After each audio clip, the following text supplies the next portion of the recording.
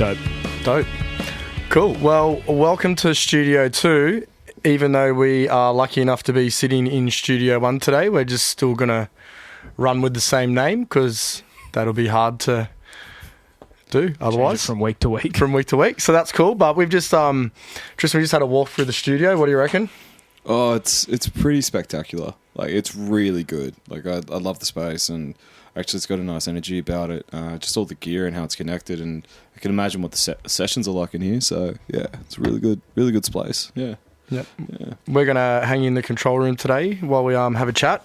So essentially, I started talking to Tristan a few weeks ago at a party, and then I just said, hang on, stop there, because this is a whole podcast episode. So it's taken a few weeks to line us all up together, because obviously trying to find time for 3 people and a free studio is sometimes more difficult than it seems, but we always get there in the end. So finally, welcome up to the studio, Tristan. I'm a bit excited being here today. I've only been up here a couple of times, and you're right, it does have that cool vibe about it, doesn't it? Yeah, totally. It does have this. It just has this really like. Well, it's weird. It's like it's just there's some history about it already, but you can tell like when you come into a studio sometimes as well. Just like there's something about a studio that you walk into that leaves a lasting impression, and there are very few ones that do that. But this one, you're just like, oh, okay. Here we go. Yeah. Yeah. So, yeah, very, very honoured to be here. So, thanks. Did it do that to you, Owen? Yeah, I mean, it still does it to me when I walk in here. Yeah, especially, I mean, it does it like when I walk in the morning and it's all like perfectly clean and reset, and I'm ready to like fuck it up and put up 1,000 microphones and do my thing. Then that does it to me as well. But also like the opposite when I haven't seen someone's session set up and I walk in and it's like pure chaos in here, and I'm like, oh, that's interesting. What are they doing there? Like, oh, that mic's fun. Oh, yeah. It still does it. I also like leaving the studio as well. Like, I like walking outside and not being in a car park or like not being in an industrial complex. That's always like so refreshing, especially when you're like bogged down in a session. You're like trying to figure out a part, or you're like trying to figure out something, and then you walk outside and you get like immediate refreshment. And you don't have that like head noise anymore that you had while you were sitting at the console or fucking trying to figure out a part, or listening to the bassist not be able to play their part for 15 minutes. It's great. Sounds like you got stories too, bro. You got a couple. So Tristan, let's go back a little bit. Early family life. Were you guys brought up in a musical family, or was music something you kind of? Nah, I wasn't. Actually, speaking of the family thing, we met at my nan's birthday. Like, my nan's 75th birthday. Dope. And so, but like, all my family are like sport. Yeah. That's it. Like, my uncles played for the Wallabies. They played Union. That's mad. The Ella brothers. So, if you ever heard of them, that's like famous football family. And then my auntie Marcia was the first Aboriginal person to play netball for Australia. And also, I think she was the first Aboriginal person to get accepted into the Australian Institute of Sport. And then on my Sri Lankan side, my grandfather was technically the oldest Olympian alive today. He was in boxing in the 1960s Rome Olympics. Yeah. Wow. Yeah. And he was in the same Olympics as like Cassius Clay. Well, like Muhammad Ali, as like people know him now. That's before it was Cassius Clay. So they were supposed to actually have a fight, but my grandfather actually lost by 1 point to this Polish fella, and then the fight didn't end up happening. Yeah, so that was that's that. So both sides of my family are just sport. Yeah, you know, and like I played footy. I still play a bit of OzTag. Like I went over to Ireland in 2023 to play with the Indigenous Australian side in OzTag. Yeah, still play a bit of OzTag. Yeah, still play a bit of OzTag. Still play a little bit. Yeah, just a little bit here and there. I mean, that was a funny story in itself. I got on that side, but but yeah, no one was really musical or anything like that. So it was just me. I was inspired by Timbaland actually, and Hendrix and Nirvana. So, and also like a composer named Steve Reich, who was really influential in my sort of like composing and my creativity, with how you can make anything out of sound. And like he used to record like random bits of audio in New York, and just people like he'd just loop people like saying it's gonna rain, or like that's another one, or like he has a song called Violin Phase where he gets like 4 violin players to play completely out of sync and then play in sync together and stuff, and that's just the way the music's written. So those were kind of like the inspirations I had and everything, but it wasn't like I had a growing up around music. I wasn't like around like a family band or anything like that. It was just like an obsession, and it was just literally like, like when I was 14, just decided like, no, that's what I want to do. I actually wanted to be a drummer, funny enough. But my stepmom bought me a guitar instead. so she because basically she didn't want a drum kit in the house. Well, no, she didn't want a 14-year-old kid to be bashing a drum kit in the house. Yeah. So she gambled on it, saying that if you stay committed to the guitar for a year, then we'll get you a drum kit. And that was a good gamble because I just wanted another guitar. So that was it. I ended up playing drums eventually, but that's kind of how it started. Was just me just watching everyone, and people at school as well were kind of into music, and there were some really good musicians where I grew up, and then obviously moved around a bit, and here I am. Sick. Yeah. Sweet. So did you play in any bands during school? Like, is that when it really started for you? It's interesting. I think really like my first job was when I was 14. I used to hold the boom up in short films. And, cool. Like my family friend Jason DeSantolo, he used to just throw me in the deep end. It really got me engaged with it. And then I started working at a radio station called Koori Radio when I was about 15, 16. Had my own radio show. Mad. On the drive time hour from 4 to 6. So I used to go from Western Sydney to Redfern, go on there, do my radio show. That's and then prime time as well, baby. So that's huge. That's it. So that was part of that was through work experience, again, through my stepmom. And then I was playing around in bands and everything like that when I was a kid. Just started, didn't really play in bands, was just jam with mates and when I was in Western Sydney. And then when I moved up to, I moved to Noosa when I was 15, and then, that's when I started really feel like music's going to be a bigger part of my life, and started studying more, and started getting my chops up that way. Played in bands up that way. Played in a couple of it was interesting because I went to a Christian college and then played in some youth college, youth stuff, and that's funny. That's how Dave was talking about. Yep. That's how we connected. That's how we connected, because we were talking about how the people from the youth scene and the youth bands and worship music, and it kind of really dug that sound and really inspired me to develop my guitar that way and stuff. And had a gig, and you know Aggro, the puppet? Yeah. So we did a gig one time at the church.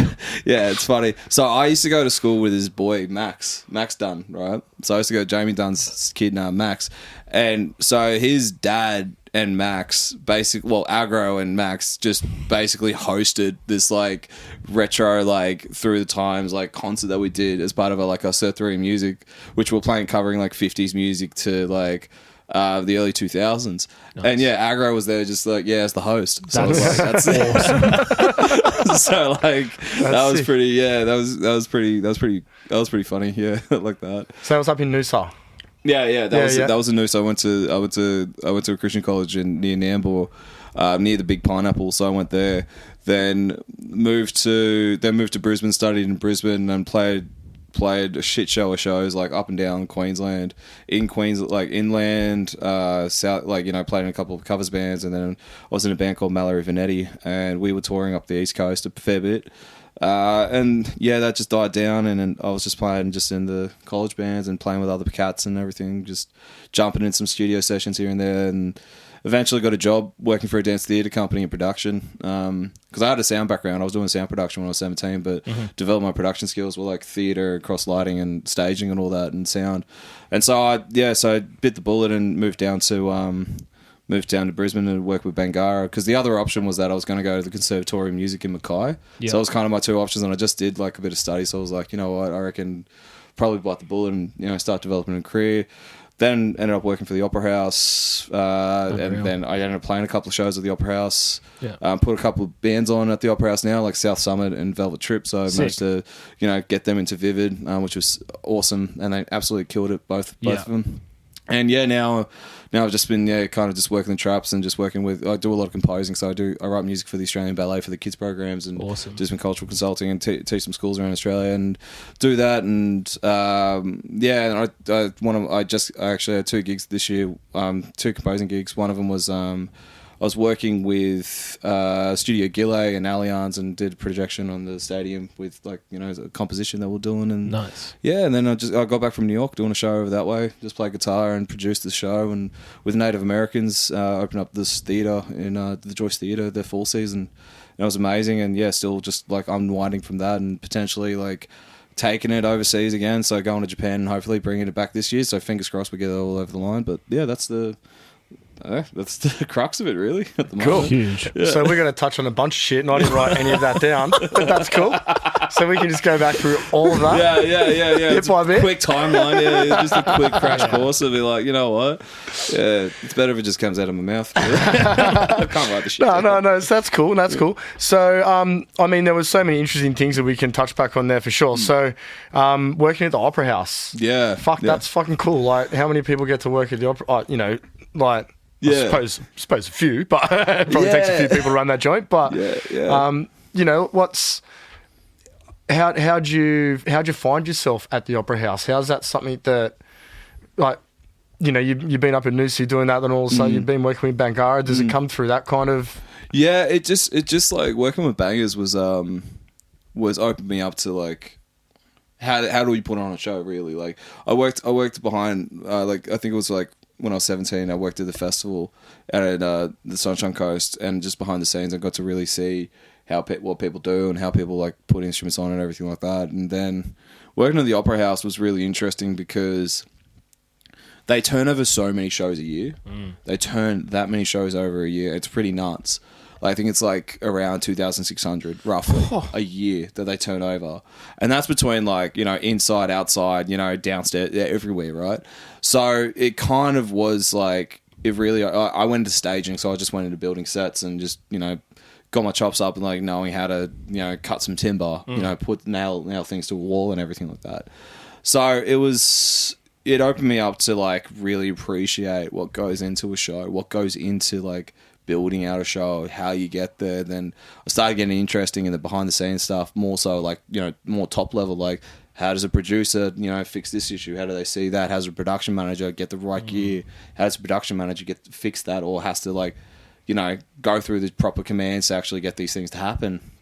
So it kind of really opened me up to just kind of just like, you know, more so like made me fall in love with what I do and like, you know, being in the arts more so, because it was really something like that was fundamental in my growing up and for my career, and you know trying to, you know, push myself forward, and then eventually just ended up doing some gigs for him and stuff like that, and got a chance to actually, you know, have some really cool gigs, you know, like, you know, Wu-Tang Clan was probably like one of my fun ones. You know, they were mad. You know, setting up for Ice Cube and, you know, doing all that, and then, you know, working with, you know, opera, and then just the crew as well. The crew that you end up working with, and like there's some of my like mates for life, you know, we're just out in there, just in like literally like so buggered. You've just done like, you're literally pushing 20 hours in a day almost, and you're on your feet and you're just going, you know what, it's just a good crew of people to get you through the next step. But I mean that's led me to so much other stuff outside of music as well, you know, like got a chance to, you know, work with Chris Hemsworth on a TV series as well, like just doing cultural consulting and cultural producing. So like it just led me to other opportunities. Oh, it's the main reason why I went to New York. So yeah. Imagine you know, late 90s, early 2000s, ever thinking that Wu-Tang Clan would be just headlining the Opera House. Hey? It's pretty mental to think about. I'm not saying they don't just like, you know, it's so cool that it can happen now. But yeah, there's so much of demand for. I mean, like I remember when Fred again came and did a gig.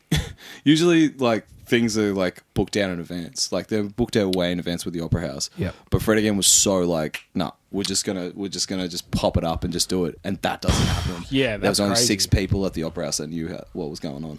There was only like literally like 6 people that knew what was happening, and they just managed to do it. It was like, that's insane. Did those 6 people know about it like months in advance, or was it literally like weeks, drop of the hat? Because when weeks. I saw it, I was like, that's mad that he's done that, because that was like, that's his whole thing, right? Like fucking rock up, play gigs, do the thing. But when he did the Opera House, I was like, fucking surely, like it's been kept, like there's been a tight lid on it, and like, you know, that's. I try to find that out too. I find that out too. I was so like, what, he's just rung up and said you got a spare slot in the next 2 weeks? I'll take it. It was so funny. They were like, I think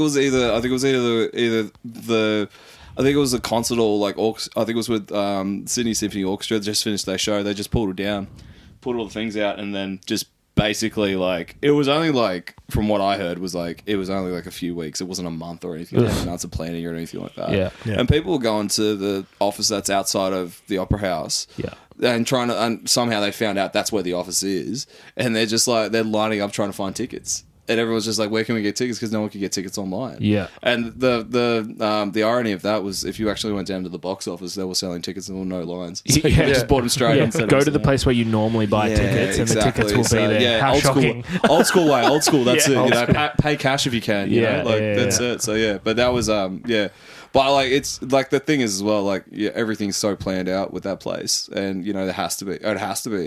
But that was one of the shows where I'm just like, man, did Opera House just let their hair down a little bit? Yeah, but yeah, it's crazy ride seeing people perform, and I got to meet one of my guitar idols, like Joey Bonamassa. Nice. Wow. I got to meet him and talk to him a little bit. But the funniest thing was that we actually spent more time talking about vacuums. Because I was vacuuming the stage, and like I'm just like I could ask this man, and I literally did ask him about guitar, and I did ask him about some approaches, but we had more of a personal conversation about vacuums. Do you like a Dyson or a Hoover? Well, he likes Dyson. He's a big Dyson fan. He's a big Dyson fan. So funny enough that I was just like, man, out of all the conversations I could have with this literal guitar god, it's about fucking vacuums. Do you know what? He probably walks down to this day going, I'll never forget working at the, doing a gig at the Opera House, and normally everyone's hassling me about guitars, and this dude just wanted to know what vacuum I like best. He probably really appreciates it was just so funny because like the vacuums we were using were pretty trash, and so like...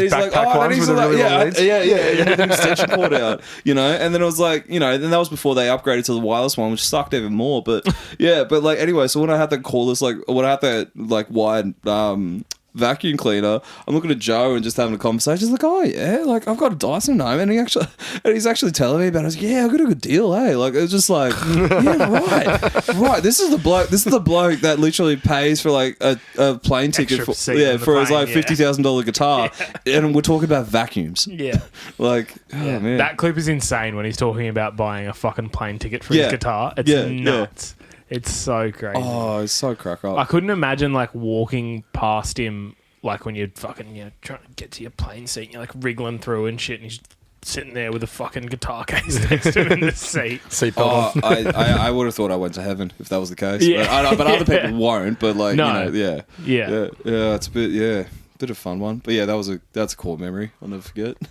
Yeah. And you said before you were helping out Chris Hemsworth with some.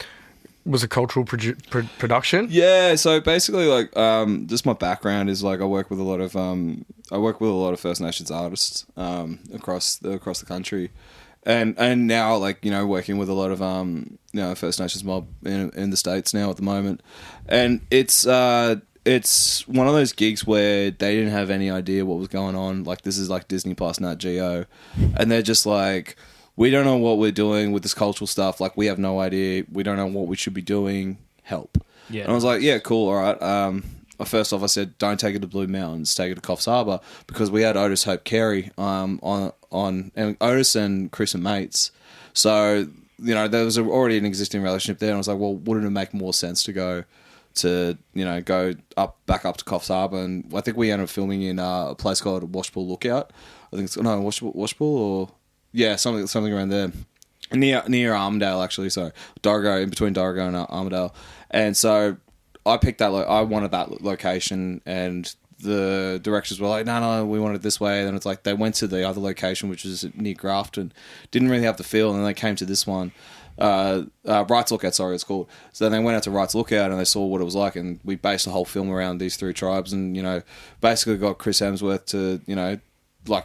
paint up and do a corroboree, Wow. Yeah, so it was pretty cool. So you can watch that on Disney Plus. We actually have a new episode coming out November 23rd, 24th, which is actually more around based the Aboriginal community he grew up in. Cool. And well, it was really special because it was with his dad, his old man and stuff. And yeah, so it was really wholesome because I'm with his mum and dad, and we're chatting up to them and talking about old stories from when, as the community used to say, when Chris used to be like a little kid and used to run around butt naked. So that's what they all say. So yeah, and that was really cool just to learn about that and learn about their family story a little bit more. But that happened through the Opera House. Like that was all like because I was working a festival there, and basically they said, hey, we've heard your name, do you reckon you could do this job? I was like, yeah, sweet. I had no idea what I was doing until I actually got to the job. Yeah. Like it was the thing, it was like, like I've done like some advisory work and shit, but I was like, well, let me like let me like go in the deep end and try it, and it just ended up working out really well. So yeah, so that was a really big career defining moment, I guess. Yeah. So is that a similar concept that you've taken over to the States as well? What are you doing over in the States? Is it so? What's the show called? Which one? The one we were just talking about. Oh yeah, so that one's called Limitless with Chris Hemsworth. That's Limitless, that one. yep. Yeah, so Limitless with Chris Hemsworth. That's on Disney Plus through Nat Geo, and I think it was Darren Aronofsky. He was the director, and I'm working with the dudes, like some of the dudes from Top Gear. Like we're working on Top Gear for like 15 odd years, and they ended up coming onto it. And yeah, absolutely amazing crew. Like love working with some of those Brits. Like they've just been absolutely like a delight to work with, and yeah, and then that was like it's kind of like the same sort of like what I took to America. And I asked my mate, like, you know, he's running this, it's called Indigenous Enterprise, that's the company, and he wrote a show called Still Here, and basically I helped him produce it, and we ended up getting like, we got the composer from Pokemon, like one of the composers from Pokemon, I can't remember his name, but he, like, I'm on the phone to him and he's like, you're the dude that literally was part of like the compositions for like Pokemon. Like, I grew up on Pokemon. Like, how does that happen? And he did it for free, too. Like, I was just like, that's insane. Wow. And so, yeah, and, like, it kind of, like, it more so is that what I asked my mate Kenneth, I asked him, was like, you could work with any producer you want. Like, you can work with anyone you want. You can literally, like, kind of, like, you have the cream of the crop, right?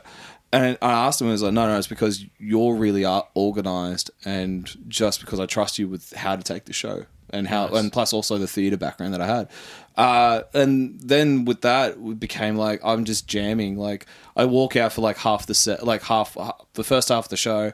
I walk out with the guitar with the dude that plays like the Indigenous flute, and and then we just literally improvise, go off, wait for the next bit to go, because it's got animations and all that as well, and it's got all this amazing dance that's going through, and that was it. That was the gig, really, you know. Yeah. But I was also like concerned that I wouldn't get into the country if I took a guitar. Yeah. So I just borrowed one.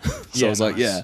But that was also like, I had to play that one safe because I was like, ooh, so away. Was the Indigenous flute, is that an Australian instrument or American instrument? No, that's all Native American. So when I was over there. I was like, no. I thought I knew about a few of them, but I've never heard about our Indigenous flute called the Yeraki or the didgeridoo. Yeah. Bit deeper, bit longer. Crazy to think about that as a flute. Yeah. Well, crazy enough when you think about it, it's just a long flute. Yeah. You know? I like to say that. It's a lot of good stories. There was a lot of good stories with, you know, both of those, like combining those cultures, and, you know, like that was kind of really big. But yeah, we've just, you know, like, and then kind of just coming back and just working with a lot of other, you know, contemporaries in that sort of sense as well. And then having that kind of, tick of the box thing to just do a show in New York. It's just something that I've always dreamed about going to New York. Never thought this was the case. Yeah, that's mad. Yeah. That's cool.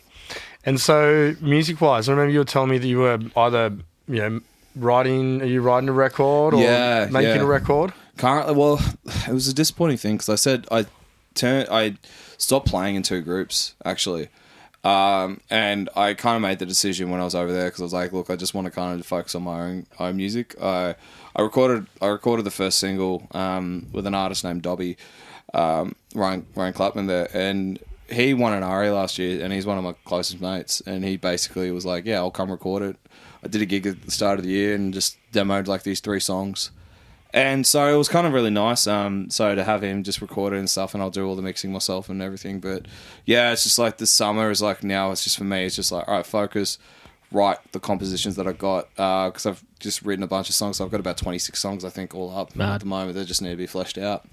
And I'll just pick like the 8 to 12 that I want to like make into an album, EP, singles and all that as well. And then the 15, like see what else is going on. So, and I guess that's it as well. Like because we're in an age of now where it's like we live in an age of content, and your music releases are now like they're based off like your fluidity of like releasing and stuff like that as well, especially for artists around this time. But then once you start getting the name brand up and everything like that, and your business is thriving, then it's like it becomes easier, I guess. And just seeing the bands we worked with over the years, they've just been able to do that formula. Yeah, it really works for them, pays off. So yeah, but yeah, that's it. Writing more, collaborating with a cool bunch of artists like Brett Adrian, Jack Hickey, other musicians that I know just back down in Sydney, and and Amanda Davis as well. She's going to be, she's an amazing singer, and she sings with a bunch of big groups and stuff like that. So having her on board just to also vocal coach me and stuff, Nice. just to get my voices up and stuff. It's really exciting. So and probably buy a new guitar. So What are you eyeing off? oh sir. Man, Potato Sato ones. I played one this year at Liberty Horsetail. I was on tour with a band, a group from America. This artist is named Jeremy Miller, and David. I can't remember his last name. Sorry, bro. I was like, Dave. He has one of the Sir guitars, and I played it at Liberty Hall over a system, and I was like, it was just insane. And I was like, that's what I need because it's so versatile. And so but.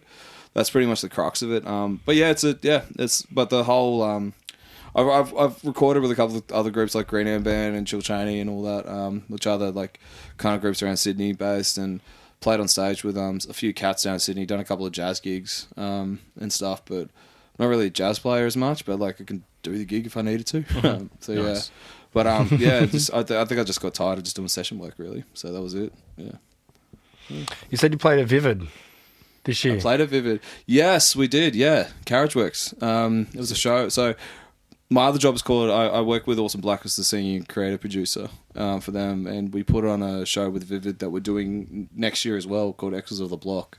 So we're taking a lot of like kind of like hip hop artists, and we're kind of just improvising the whole show and just making this, organic sort of like natural show, like of someone's bedroom or something like that, like it used to be in the Block, and we're just all on stage and we're just all like sitting there just jamming and everyone's just rapping and having fun. Sick. And that was like, it was cool. So we had the Skays come up one night, like they finished their show, we were still performing, they just jumped up on stage like through the back there, and Awesome. we're just all having a fun jam, and it was just awesome. And we're with Mr. Rhodes, Chill Cheney again, Dobby, we had Izzy. Nookie was around to see the show as well, so young brother and stuff like that, and Minty. We had a couple of people pull through and stuff like that, but that's the plan is to keep doing that show again, because Carriageworks loved it, Vivid loved it, and we're going to be doing some more work with Vivid as well next year. So hectic. Sweet. Cool. I was a bit lost on some of those names. Aussie hip hop, I know a little bit. Like, don't get me Nookie, wrong. surely. Yeah. Sorry, Nookie from what? from Nookie. From Nookie. He's got Nookie from Nookie. Nookie fan. 3%? 3% as well, yeah. Oh yeah. Nookie, Did that Nooks, flip of My People recently. Yep. Okay, yeah. Yeah. I do know that. Sorry, Nookie. Love you. Oh, that's all right. We won't tell him. Nah, Gavin. If you're listening to this, Brad, you're all right. Nah. It's all That's a bit of your vibe, isn't it, Owen? What? You're into hip hop, aren't you? A little bit. I can hip and hop. You can hip and hop. I just listen to fucking everything though. Yeah. So yeah. What are you currently listening to, both of you? What's something that you're both listening to at the moment? I go through big phases of listening to one thing and pretty much fucking nothing else. Yeah. A bit the same. And at the moment, it's country music. Big time. I've been. It's like weird. Give me your hand. I'm gonna slap it. I recently made the switch from Spotify to Apple Music, and Apple Music's got that radio thing. Yeah. And like Radio 1, I was like, that is a bit too much for me. Hits, I was like, I don't really want to listen to Michael Bublé and Taylor Swift. And I hit the country one, and I kind of fuck with country a little bit. Yeah, I've also been playing guitar for this girl who's a country singer, so it helped with immersion and getting to know, I suppose. So I was like, fuck it, I'll just listen to this. And it's good because it's kind of like, I don't know, it's like I've been enjoying discovering music through it as well, because it's like I can't skip because it's the radio, but it's not like commercial radio where I fucking have to listen to ads, and it's not like fucking Triple J where I have to listen to the worst presenters in the known universe to fucking, you know what I mean? Yep. Yeah. So it's like just fucking, I've been really enjoying that. It's been great. That's cool. Yeah. That's cool. So is there an artist that you've grown to really like through listening to country music? Like somebody that maybe you've known for a while and you never thought you would be a fan, and now you are? One that I've just like discovered, like Lainey Wilson. She's an American singer. She's great. She's got a beautiful voice. Her songs are really nice as well. Yeah, she'd be probably the one that I've like found knew nothing about her. She's humongous in country circles. Like anyone who listens to country music will be like, that's such an obvious thing to say. Yeah. But for me, she's new to me, and I am enjoying her music a lot. Yeah, cool. I'm also just enjoying how, like, I don't know, how natural and beautiful a lot of the music is. Like the stuff that I resonate with is the shit that sounds like a band fucking ripping in a room. Like sometimes you get your Jelly Rolls and your Marshmallow songs, and it's like, this is crazy nonsense with like trap hi-hats and like crazy shit going on, and I'm like, that's not what I'm here for at the moment. But the tunes where it's just like the band's ripping, someone's singing a beautiful song, that's the stuff that I'm really enjoying. You're in. Yeah, nice. I've been listening to a lot of, I suppose, what you just call like Aussie pub rock, but modern stuff. So, you know, few bands I really like Pissed Idiots, The Pretty Littles, Radium Dolls. Those guys are fucking cool. And the Slingers, I've been getting into them quite a bit as well recently. Right. So what about yourself? Oh, man, it's probably might be a bit cringe, but I had a bit of big Sleep Token phase this year. Dope. Yeah. They released like a mega fucking album this year, Oh my God, that album's like... It was absolutely insane, man. Is it Even in Arcadia? I think it's called. Yeah. And it just really just elevated like that. And their recording techniques as well was really like insane. Like, their mixing techniques, because you hear the first part of the song, the first song on the album, they purposely like fucked with the mix just to make it sound like it wasn't properly mixed, or it wasn't properly, like it was in a bedroom sort of thing. So they went through different levels and everything like that.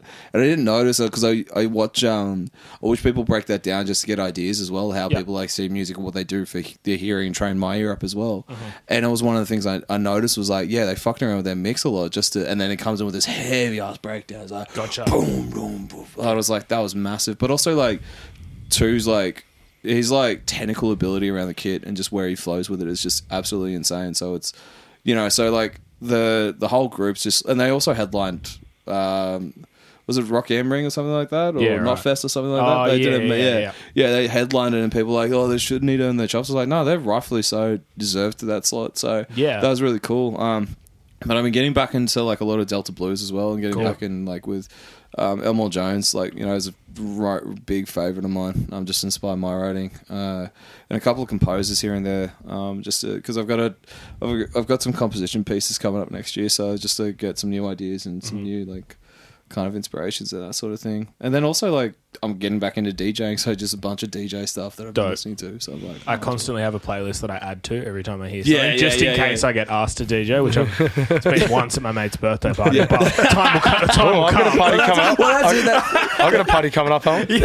Well, that's it. I was at my mate's the other day. I just played my EP like album inspo playlist, and then but like I have the 3 that I go through. No, I have 4 actually. I got the workout one. I've got the DJ one, the EP one, the just trash one, which is just trash, like just nice rock music and everything on it as well, like punk music and shit. And the other one was my sex playlist, just in case, you know. So you never know, man. Like Instagram's a thing. You just have Shazam on, and you're like, yep, cool, that's going with the Chili's. So it's literally that's the playlist. It's just got a chili. That's it. It's phenomenal. Jesus. So it starts and ends with Careless Whisper. I haven't even thought about that actually. Oh god, it's a bit too on the nose. About that. It's like too obvious. You're trying to get in the mood. And it's hilarious. It's hilarious because I was like, what was it? I was like, when I was in Sri Lanka last. It'd have to. Yeah, no, I was seeing this woman over there, and we were supposed to get a hotel room and like in Colombo, and then like we're just gonna chill and just like literally like just. That was it. Wow. Go out for a couple of drinks and just, you know, have this really nice intimate time together and stuff. So I curated this whole playlist and everything like that. And then anyway, she cancelled on me. I was like, get fucked. Like, I was just like, and now I can't listen to it because you get it like, it's just like when you, because like you're just imagining things in your head and you're just like, I'm probably going to listen to it on the way home. But anyway. I once learned a song for a girl, so this was back in high school, and hell yeah, and I'd overheard, was actually one of my older sister's friends say something along the lines of, "Oh, if any of the guys at school could play Stairway to Heaven, I'd so get with them." You know, it's like it's high school shit. So it's something along those lines. Let's say. Did you? So, bro, I went to my guitar teacher the next day. I'm like, "Stairway to Heaven, you got to teach me." He goes, "Oh fuck, really?" And I'm like, "You have to." I'm like, I've got this opportunity. He goes, "Well, if it's for a girl, let's go." So it took me ages. Like I'm talking, like I was young, like. We're doing like one phrase a week, and then I had to learn a little bit of theory in between. So, it took a few weeks, but let's say 6 weeks, whatever, 8 weeks, I could kind of play it well enough that I'd want to play it in someone. And I sat down next to her on the Oval. We used to just sit in the Oval and smoke ciggies and play guitar and shit at my high school. It was pretty cool. Yeah. And sat there and I just started playing it, and just nothing. Like not even a wink. And I'm like, I thought she'd at least look over. Not even a wink. Nothing at all, hey. And I'm like, fuck, I spent so long learning this song. That's a stitch. So I told her years later. I did tell her years later, and she laughed at me and said, "You're a loser." I don't even remember saying that. So anyway, there we go. That's so funny. I was like, it's something completely separate, but like, so I got banned from playing Stairway to Heaven in my house. Not because of anything else, not because it was boring or anything like that. But remember how like you could hear the backwards recordings and shit, and everyone used to think that was like the devil.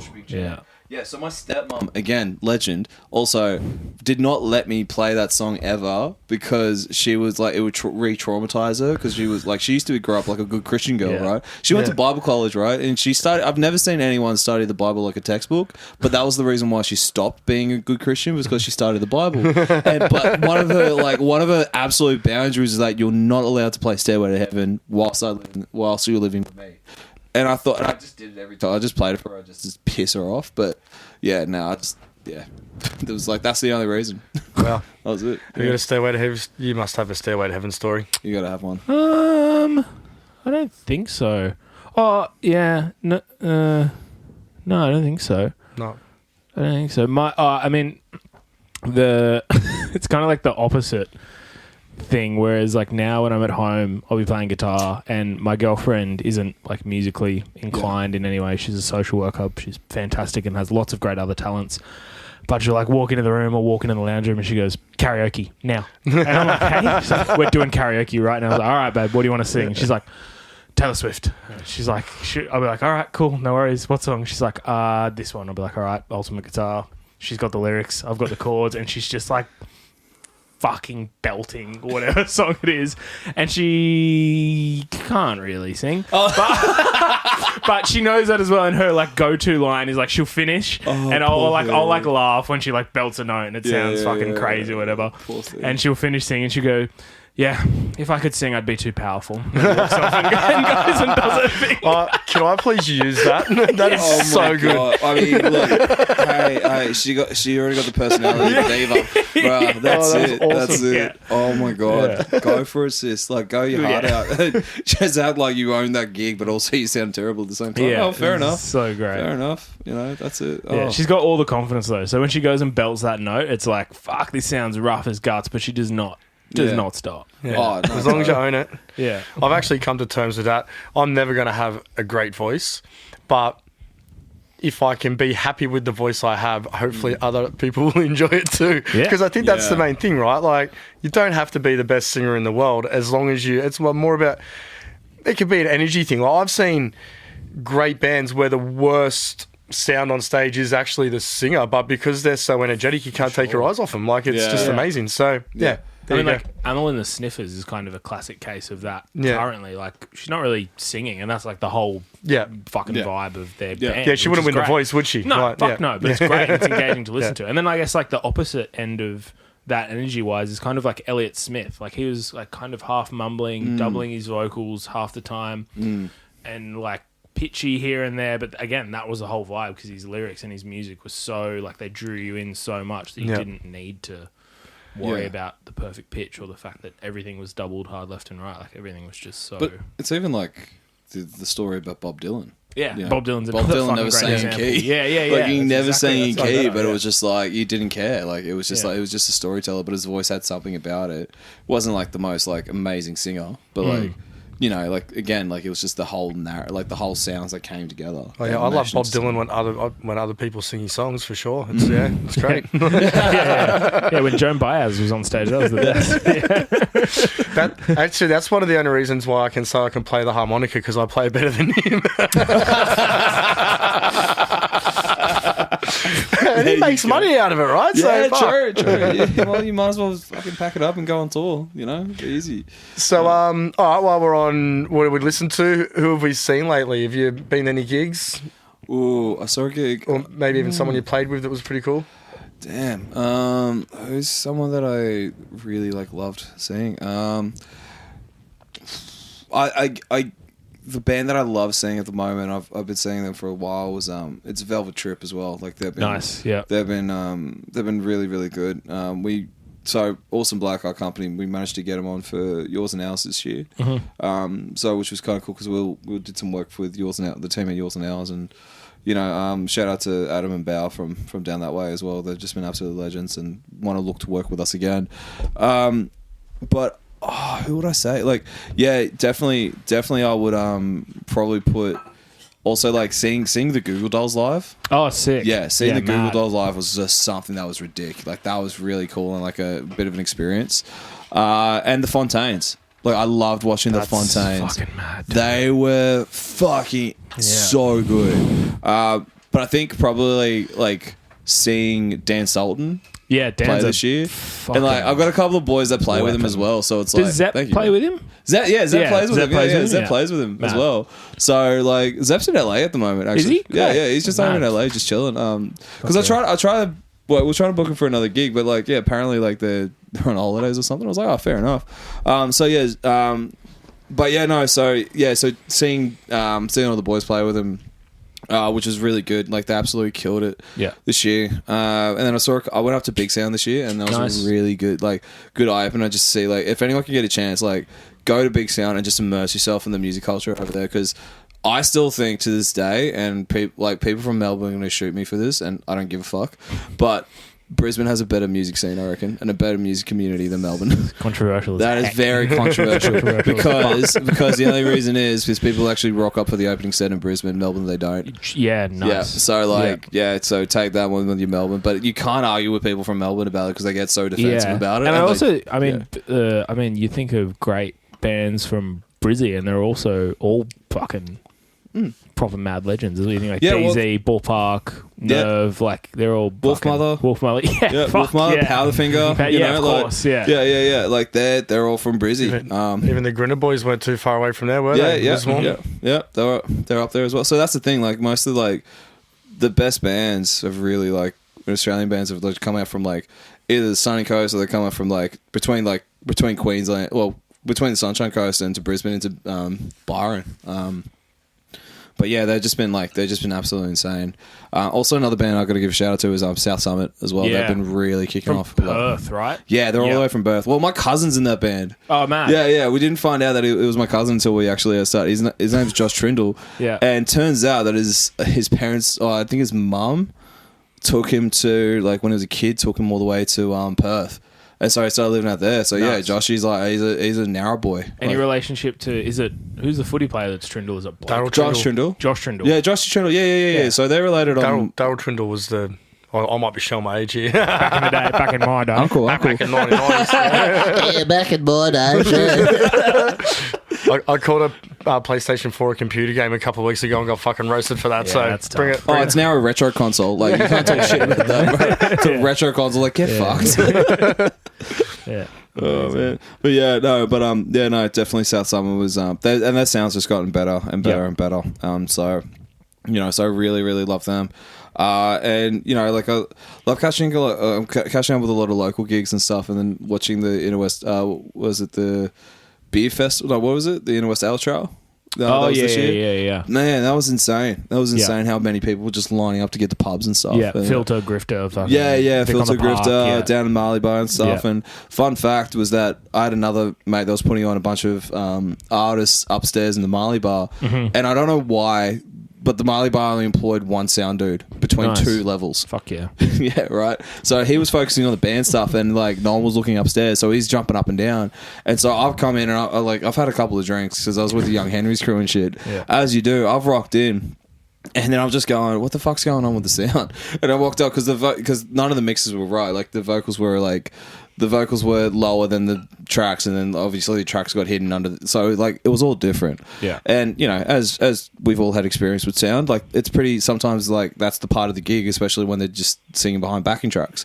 So I've just gone there and I was just like, man, I'm probably like at least 12 beers deep, and so I've just sat behind the desk because no one was watching, and I fixed it up and everything like that in Q16. And the dude comes up to me, he's like, "Wait, did you fix that?" I was like, "Yeah, I did." He's like, "Dude, can you actually watch this for me while I do it?" I was like, "Yeah, just give me another beer." Nice. Yeah. So yeah. So anyway. Have you ever done that, Owen?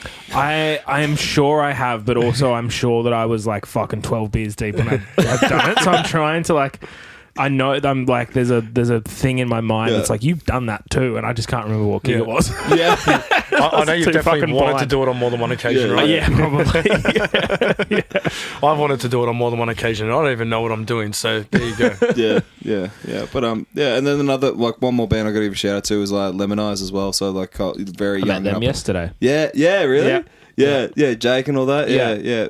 I love them. Absolutely love them. I've been massive supporters of them since I met. I did a gig with Jake this year. Nice. So that's where I got to meet him. And then I've been really kind of supporting him and another artist named Melina. And we're going to, I was actually trying to get them to come to Tamworth, but they're going overseas. So I've got Alina to come through, who's another up and coming artist as well, who just released their first single. Sorry. And we're taking them up, to Tamworth to do like a couple of gigs up that way. So mad. Should be good. Hell yeah. Excuse me. Oh, fuck yeah. What have you seen recently, James? Recently, I've been down the Lincoln Pin a couple of times over the last month. So just all Lincoln Pin bands, really. Mm-hmm. Oh, yeah. There was a cool band from, they were like Edelon Boys, and they were doing like a 25th like reunion fucking gig. Yeah, and awesome. They were sick because the whole place was pumping because they were all local boys. So everyone was just hanging out down there. I forget what they called. I feel really bad, but I'm always had a couple of beers when I'm down there. I never remember who's playing. I don't even look to see who's playing. It's a really cool venue, right? So it's this little place just down in Woi Woi, and it's a cafe during the day. They've got shit on like nearly every night. You know, they've got like comedy nights and open mics and mics and whatnot. But essentially, I bumped into the guy that owns it, Adam, who's pretty cool, and he was saying that essentially nobody wanted to put on the gigs they wanted to put on in all the pubs in the area because they just let people play whatever music they want to play. Like, you know, sometimes it's terrible and sometimes it's fantastic, but like, it's just 4 kids straight off the street. Let's go rock and roll. Yeah. Sometimes you can really see people still, you know, cutting their chops in there, and other times you see like, you know, proper musos just lock in together and just tear the place apart. It's just such an amazing venue. There's not many like it left. So I just head down there, just watch bands down there now. Nice. What about you? Actually, I've got one other gig. One other gig that I want to mention because I mentioned it to Owen a while ago, and it's fucking cool, and everyone needs to go. So I went to pub choir a couple of weeks ago at the Enmore. Yeah, how was it? You went to pub choir? Yeah, so this was my second pub choir. So pub choir is just absolutely fantastic. It's a little bit hard to describe for anyone that's never been, but essentially this amazing comedian / music teacher, her name is Ingrid or Astrid. Yeah, I think she took it to America's Got Talent or something like that. Yeah. She was running up in Brizzy. Yeah. Yeah, my mate Waveney used to play guitar for her. Yeah. Yeah. So essentially what she does is she gets like a real famous song and breaks it into 3 different vocal melodies, a high, medium and a low range. Yeah. And then she teaches those vocal melodies to the crowd, and then we sing the song back to her at the end. Yeah. So you're the pub choir. And it's always in tune. It's always in tune. It's like Jacob Collier without the wankiness. Yeah. Oh my god! I feel it. So, if anyone ever gets a chance to go, it's been at the Enmore for the last few years, but she's just pulled the Horden for the next gig. So huge. Yeah, that's pretty cool. And I reckon she should get an opera house because that in the forecourt of the opera house would be fucking amazing. Because the more people you get, the better it is. Like, there's nothing like just singing with a whole bunch of people to make you feel good. It'll probably end up at the Opera House. Like, I'll have to at some point. It'll have to. Has to be, like in the forecourt there, yeah. But yeah, no, like, yeah, I love that. I've always wanted to go to one, so yeah. And we sang that song. Fuck, how can I not? It's the New Radicals song. What? Yeah. Yeah, the end of Breakfast Club song. Is that no? I'm thinking of the wrong song. No. That's Don't You Forget It. No, but yeah. No. The New Radicals. You got It's the music in me. Yeah, I got the music. Yeah, that's the one. Don't let go. The fuck's it called? Yeah. That one. Yeah. Nice. Yeah. Mad. So that was cool. Yeah, that was really cool. So get to that. Fuck yeah. Yeah. I went proper fucking mad for it on Friday night and went and saw Oasis, and it was sick. like the best thing ever. Yeah? Yeah, it was sick. No. It was so fucking mad. Like I got into them in like high school, and like it was fucking great. We got there early, saw Ballpark, who were great. I was also there with a couple of my mates who, one of our first gigs, or it wasn't my first gig, but it was their first gig we went to when we were like 13. We went and saw Weezer at the Sydney Entertainment Centre, and Ballpark opened for them. And then we were all again watching Oasis with Ballpark opening, which was kind of nice. That's pretty cool. And Ballpark ripped and were great. And then Oasis was just like crazy. I got to see Liam a couple of years ago at Splendor, and that was great. But it was like, it was like surreal seeing the both of them on stage. Just playing and fucking it was really cool. And I kind of, when we bought the tickets like over a year ago, I was like, cool, got tickets, that's great, really hope these two fucking make it to the stage. And then because we got tickets so long ago, and like Friday I like, I don't know, had like one of those days where it's like, all right, I need to leave at this time, but I've got to do 50,000 things before I leave for Oasis. I picked up my girlfriend after work and we went down, and I was like in a bit of a flap, and it didn't hit me until like the lights went down and they started like their intro to their show was like kind of, Oasis breakup, and it was like all the tabloid headlines, and it was like all the reunion rumors, blah, blah, blah, blah, blah, blah, blah. And it was like, they're coming to Sydney. And it was kind of like, it like really immersed me in the like, holy fuck, those two geezers are about to walk out on stage. And I was just like, no fucking way. So that was mad. That was fucking awesome. That would have been such a spin out. Like saying, just saying like that's like one of the bands like you feel like you have to see before you absolutely before they retire. It was also a band that I had kind of like drawn a line through. Like, I will never see this band. Like, you know what I mean? They kind of were in like almost like a, fucking like Beatles, Jimi Hendrix, kind of like, they're dead. You know what I mean? I was just like line through it. I will not see Oasis. I'll see Liam, I'll see Noel, but I won't see them both. But yeah, it was mad. And then the day after that, I went to the Taree Rodeo. Oh, cool. Which was good fun. Was that good? It was good. I saw Jaden Kitchener-Waters, who is... Yeah. I just got off the phone to him today. Yeah, he was great. Sick, really? yeah. He's recorded up here before, and caught the end of his set. Saw Zach Armstrong as well. Sick. Zach was great. And then... played some music with this artist I've been playing with, watched the bull rides. It was my first rodeo as well. Righto, Trell Mitt was there. Yeah, Trell Mitt all day, baby.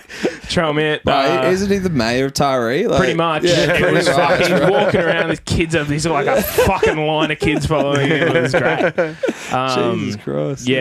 That was really fun. Bull riding is the craziest thing in the world. It's crazy, to watch. Hey? My first rodeo was a Calgary Stampede. Huge. Yeah, got to Canada, drove across the Rockies, get to the Calgary Stampede, and just seen these guys riding bulls and fucking chasing down like baby cows on horses, and I'm like, it's just nuts. Like lassoing them and then jumping off and grabbing them by. I'm like, fuck, I thought I was tough. I'm not doing any of that shit. That's nuts, man. Saturday was great. It was like there was like 8-year-old kids on the back of cars and shit, and I was like, this is nuts. And then next week I'm going to the Opera House to see Casey Musgraves. Oh, cool. beautiful, really beautiful. as well. Yeah, that's cool. Concert hall? Yeah, I think so. Yeah, amazing. Yeah, that's beautiful. I reckon one of the bands I reckon everyone needs to actually go see, and some people might cringe. Go watch a Coldplay show. Yeah, that makes sense. Yeah. We did some. Actually, it ties into what I was talking. I forgot to tell you. Yeah, this ties into the thing that I was talking about before. What we're doing with Awesome Black, so we did some cultural stuff with Coldplay last year. And so I was up on stage just doing the, cultural like proceedings and everything like that in front of like fucking 40, 60,000 people and stuff. Oh, that's sick. Yeah. So like, so you did the Welcome to the Country, did you? Yeah. Cool. Kind of like that. Yeah, but it was more so. It was just more like, because it's a bit contentious with some of the stuff. So I like just kept it safe, but did it, and it was amazing. And we ended up, I got to meet the band, got to have a conversation with Chris Martin and stuff like that as well. His dad, my dad. It was, it was wholesome. Wow. So, and he gives time to you, like he really does. He really does give time to you and stuff. And we actually we pitched them this idea that we'd, because I don't really announce it too much, but they usually, what they do is they take one of their items for merch and everything like that, and it could be one of their like World Tour shirts or whatever, or Australian Tour shirts, and we pitched them that because they donate 100% of the profits of that one shirt to a foundation. We pitched them our foundation, and they said yes, we love it. That's mad. So we got 4 days worth of sales from that one shirt, which was, a lot of money, a lot of money. So, and we managed to start a Voices Rising program through that. So now we've literally just given like 60K to a blackfella hardcore band from Newey. That's so mad. We're just like, what's the band called? Homesick. Oh, cool. Yeah. Fuck So yeah. So and then I was having a conversation with Joel and all that, the boys at South by Southwest, because we announced it and we told them, and it was just how it was so funny because it was like, Coldplay funded your next album, literally. That's fucking crazy. That's wicked. That's awesome. Yeah. So I was like, that's like for us to like, because Trav and I I've been working with Travis DeVries now. He's the managing director, but also the founder for the company. Mm-hmm. And the basic thing is that we're branching out into like not just First Nation spaces, but other spaces as well. But him and I just looked at each other, and this is the first time we've ever talked telepathically, and we were just there like with this massive cheers going on and shit like that. And him and I just look at each other and we just say, this shit is crazy. And he's like, I know. Gave each other the biggest hug we've ever had, just in front of like that many people and That's shit. mad. And I was like, man, so like I will always like, Coldplay was like, and then I did the same thing for Pearl Jam, but it was just different like with Coldplay because, they treated you like they really looked after you, and we took them for a culture walk and everything like that. But it was funny because it was like, because I had my own little suite as well. So like they gave me my own suite, and then they said they gave me tickets to the shows and everything. And I said to him, I was like, can I just like after the first show, I was like, can I just watch the show from like up here? And he's like, oh, if you want, go ahead. So I was like, yeah, sweet, because I was just right side of stage, like at Acor there. And so I'll be like, you'd be like, oh, I'm kind of tired, so I go have a nap on the lounge inside because I had the suite all to myself, and I'd just wake up and I'd just be like, all right, cool, open the door, 80,000 people just there. That's nuts. Because the only reason I did that was because I've got synesthesia, right? So I hear colours. Cool. Right. Yeah. So which is like it's a bit of a process, but like sometimes when the lighting show would be on it was just like, and their show was based on lights heavily. Yeah. It gets so overwhelming. I'm like, this is a lot, and this doesn't make sense. That's not what I'm hearing. Yeah. It's like, nah, that's not green.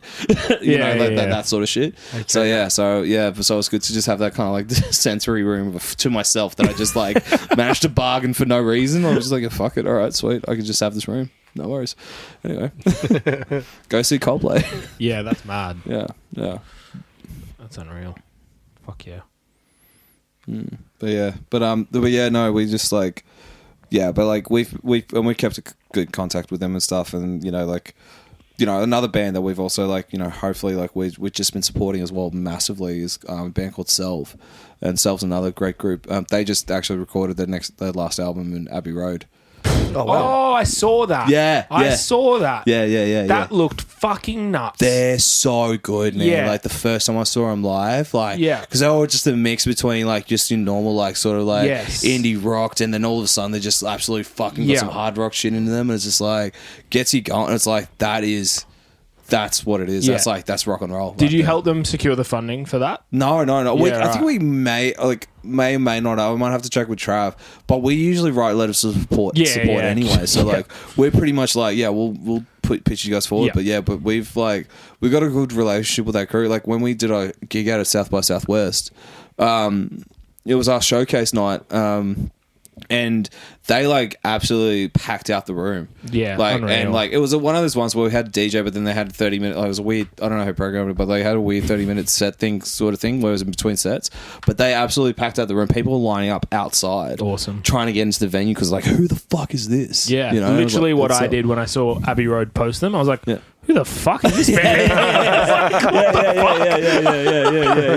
Yeah. But no, they're just absolute talent, like just absolute talent of a band, and they're just all so tight, you know, and just man, they just know how to make you dance and stuff. And like, and then we're just all looking, and it's like, you know, when it's a good show, when security aren't looking at the door, they're looking at the band. Yeah, so like on the bar staff too, it was like, can we get a drink? And be like, yeah, hang on a sec. Yeah. That was good. That was a good gig. Yeah.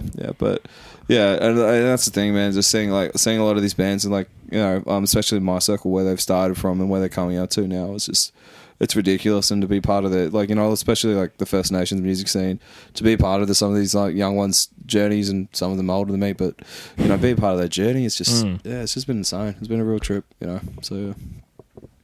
Fuck yeah. Yep. What in your very varied and traveled journey, both, you know, here, overseas, different roles, different hats, what do you think the biggest challenge you've sort of faced is? Was it, you know, like kind of back in the day up in Queensland? Was it fucking overseas in New York? Like what did you find the most challenging so far? The most challenging I've probably had is just like, I guess like being in sort of my positions that I've been in is not having as much control as I want sometimes.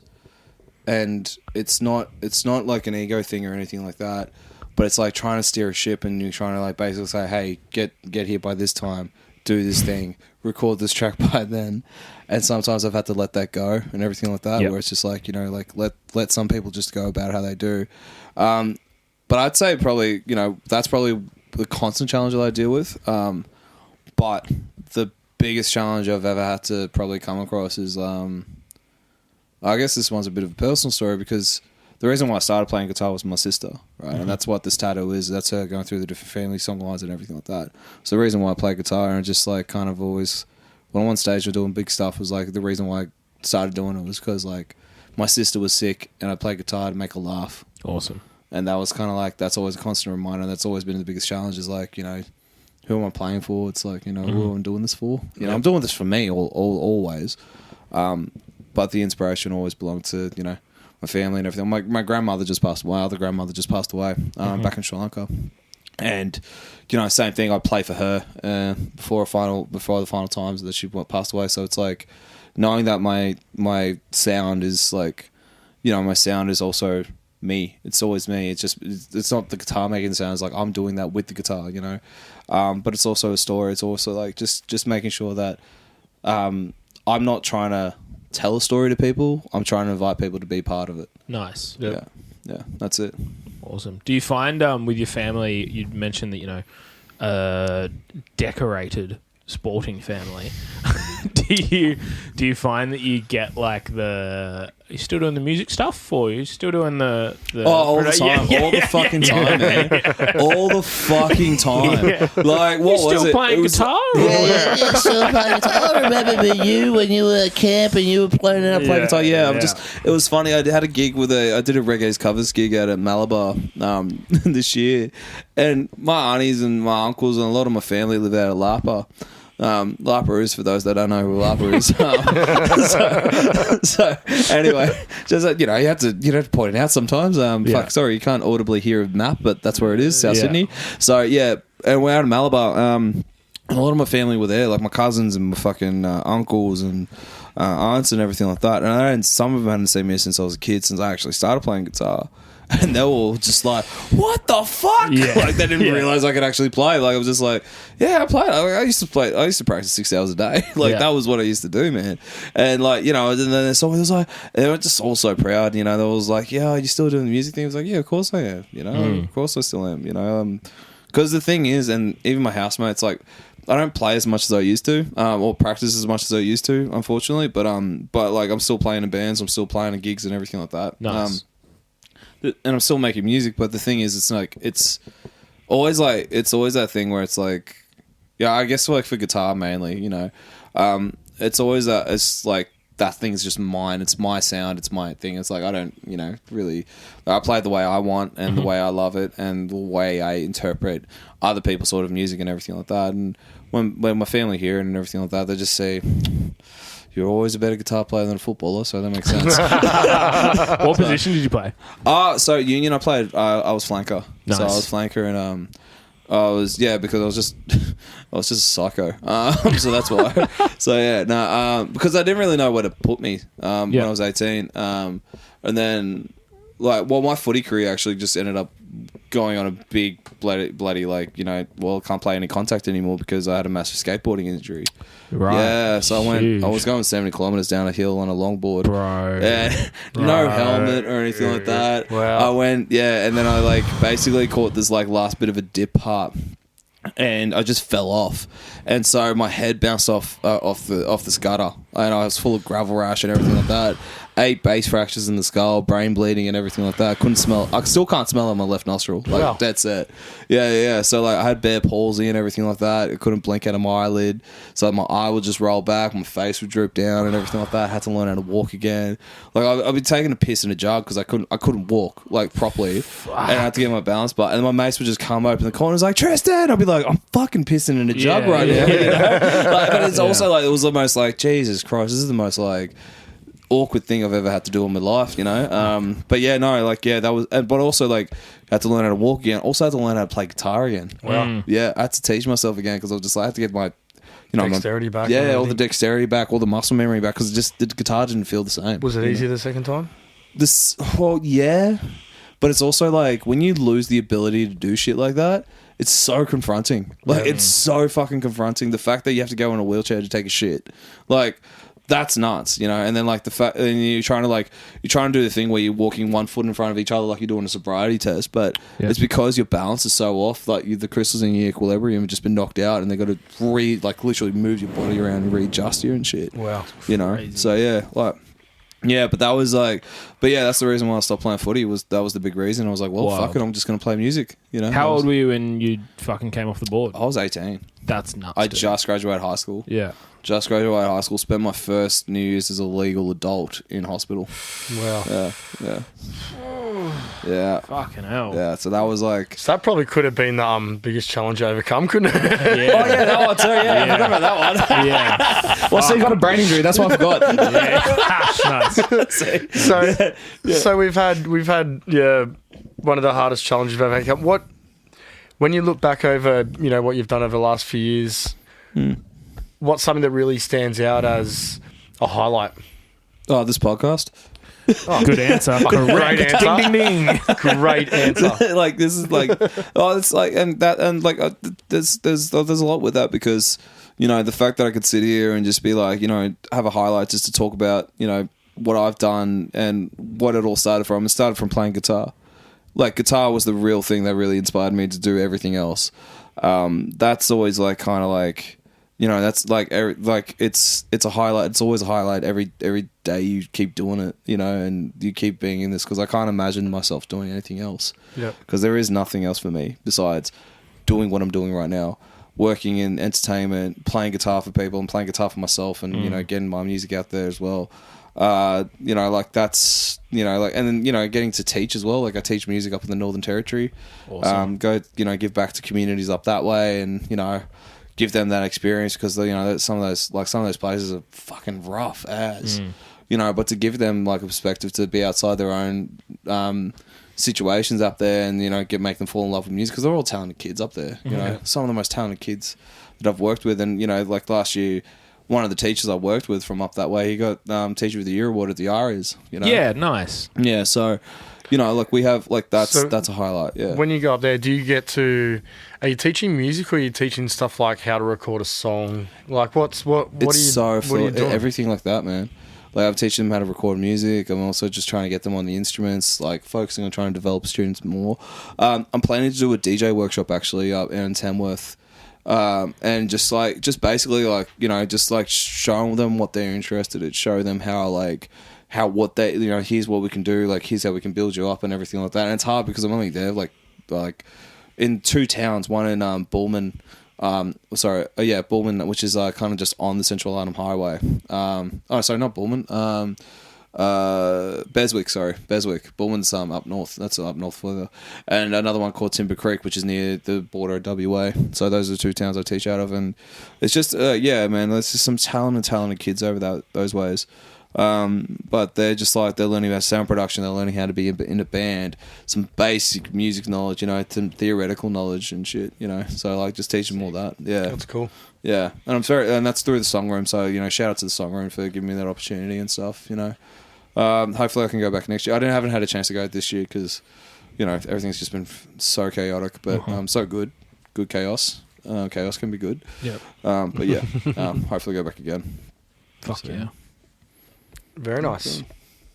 Yeah. Cool. So I think we've been cracking along pretty well today.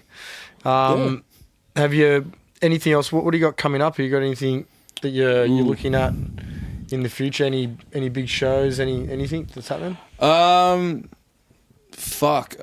So yeah, I've got so awesome. Like we're doing a showcase out at Tamworth.